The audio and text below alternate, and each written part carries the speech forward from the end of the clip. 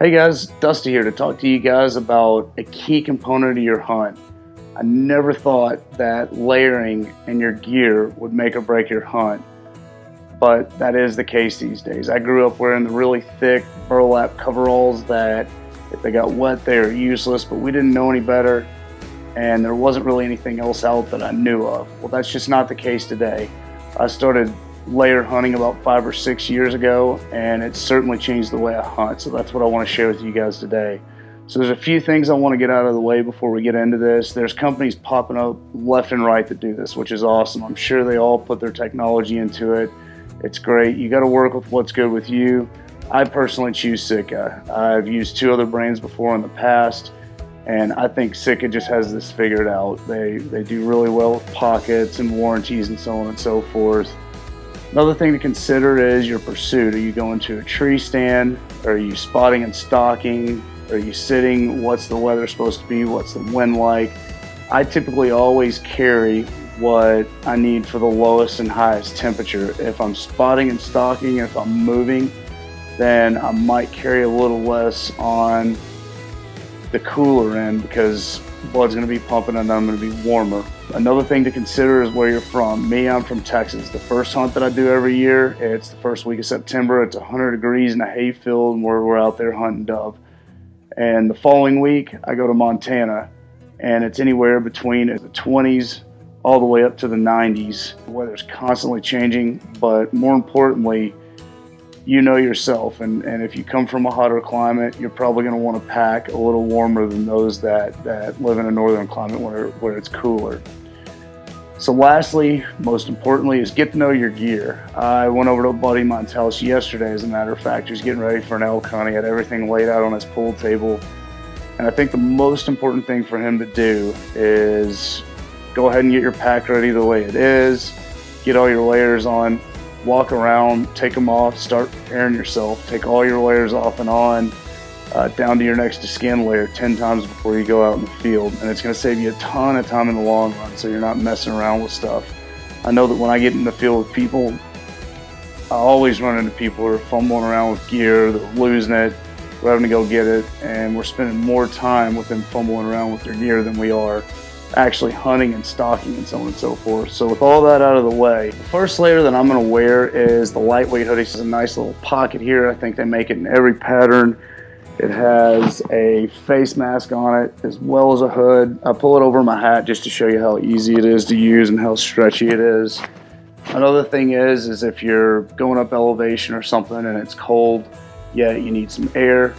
You can always dump heat here in the chest. You're not in a fashion competition. It's just made for comfort. You can also draw your sleeves up a little bit. I wear it in 100 to 110 degree dove field here in Texas early September, all the way down to 0 degrees.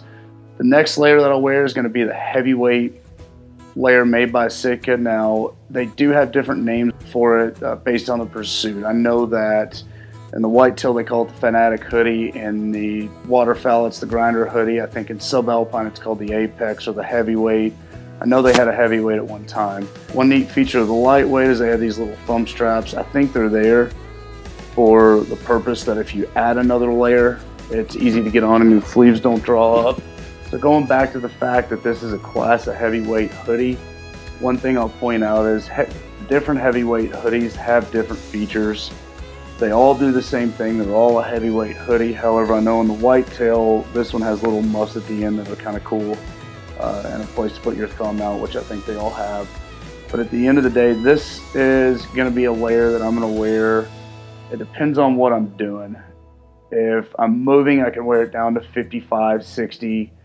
If I'm sitting, this is going to be a layer that I'll put on whenever it's 70 to 75 and adjust as I get comfortable into my next layer. So the next layer that I'm going to wear is a vest. Now if I'm moving, I've been in situations where it's dry, 30 to 40, and this is perfect. The other neat feature about wearing a vest is the really difficult temperature range that I have and scenario is between 30 and we'll call it 45 whenever it's wet. For whatever reason, I just have a hard time, or I used to have a hard time getting warm with that. It was uncomfortable. It could be 20 and dry and I was fine. I can figure that out, but adding the moisture was difficult. So Sitka, again, just like the other layers, the heavyweight, they make a bunch of different model vests. This one is going to be the Fanatic, but they make a really nice Stratus, one called the Kelvin, the Waterfowl's Dakota. They make a Jetstream, even a mountain vest, which is really thin. That I do have one of those, and I tried it last year, which actually worked better than I thought. I was impressed with. So the next layer was a piece that it looked cool, and I tried it out. Now I carry 3 or 4 of them in the field with me. Reason being is it's one of Sitka's most versatile pieces, and later on I was talking to a few other guides, and they told me, oh yeah, the neck gaiter is going to be the guide's secret. We can hand this to anybody who's cold or kind of in between their own layers if they don't have layers with them, and it's going to add a substantial amount of warmth to their body. This is a piece that you can put in between layers. And what I mean by that is if it's a little windy or something, and we'll call it 60, 65, I'm on the move, I have the lightweight on, I might just put this on as opposed to putting on the heavyweight sweater. I take my hat off just because it makes it easy, but it's really easy to put on. And business suits, just to give you guys a scale, I'm about an 18 1/4, I think, neck. But I've also handed it to really petite high school girls out hunting with their dad that were cold in it, and it did a really good job for them as well. So don't let the size big or small deceive you. It definitely has a lot of room in it, and it's a really effective piece. Next layer is going to be some sort of outer layer jacket. Again, Sitka makes a bunch of different ones for the different pursuit, and one might have more pockets than the other, one might be a little bit lighter, one might have a different material. Again, we're layering, you have layers, and again, every jacket might get you a little bit warmer, but to give you an example, ones that I've used in the field are the Stratus, the Jetstream, the Hudson, the Mountain jacket. This particular one is the Equinox jacket that I like a lot. It has a face mask as well. However, it's an outer layer, and what I want to show you here in a minute is the ability to move. Demonstrating here is this jacket is really quiet, and the same applies for the Jetstream, the Mountain jacket, the Hudson, the Stratus. They're all really quiet, and so you can move around. It's very easy for me to draw a bow. I have a lot of range of motion in it. Same is true for all those jackets. I'm layered, and I know for a fact, I think the coldest that it got this year, it got to the teens, and this is what I had on along with the beanie and the hoods when I was in a tree stand with about a 10-15 mile an hour wind bow hunting. So that gives you a perspective. By that point in the season, I'm a little more acclimated to the cold. However, this was all I had versus years ago whenever I had the really thick coveralls. So much more comfortable, much warmer, much lighter, much quieter. So the last layer I'm going to go over today really can fit over any layer. Keep in mind everything that I'm wearing, the size of it's going to be large.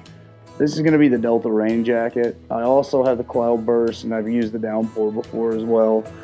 This model for every pursuit is what I prefer though. I really like this jacket. It's really durable, strong, but so is the Cloudburst and all their other layers.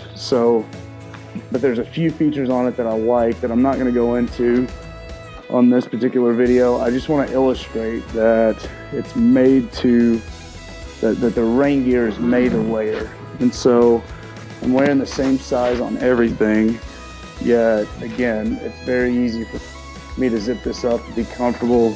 Plenty of range of motion. So that's a wrap for layering. If you have any questions, call me, call the great people at Sitka. They're a whole lot smarter and better at this than I am. But I just like to give you guys kind of a weekend warrior / guide's view of this. That way you can make your decisions and you can have a better hunt. So that's a wrap. Have a great season.